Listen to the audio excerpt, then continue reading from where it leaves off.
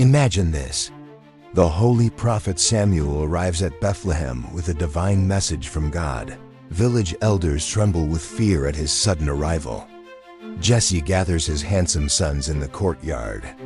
One by one, 7 young men stand proud. They were strong, respected men who looked like kings. But one young son is completely missing.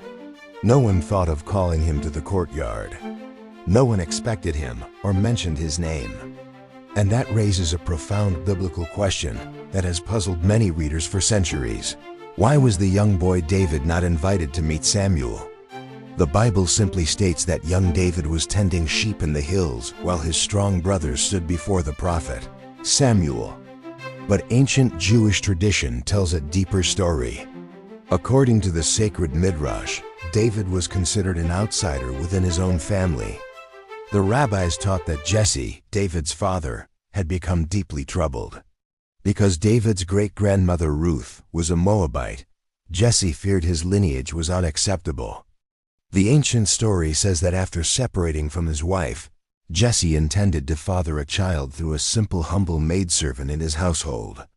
But his wise wife secretly exchanged places with the maidservant in the dark room, and thus the young boy David was miraculously conceived.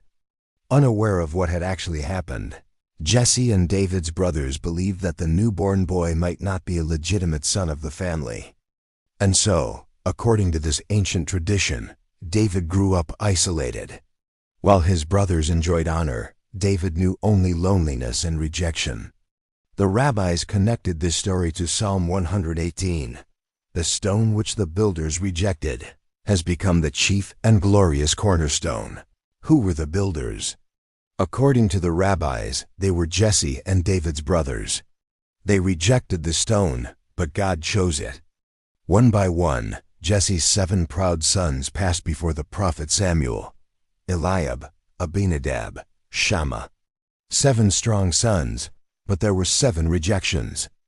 Samuel looked at Jesse and asked, "Are these all your sons?" Only then did Jesse answer, "There remains yet the youngest keeping the sheep." When David finally arrived, God spoke to Samuel, "Arise, anoint him, for this is he. The boy left behind was chosen by heaven." This story comes from ancient Jewish traditions and rabbinic writings, especially Midrash Tehillim on Psalm 118, designed to fill in biblical gaps. Whether historical or not, the message remains powerful. God often chooses the forgotten, and the person left in the field is heaven's anointed.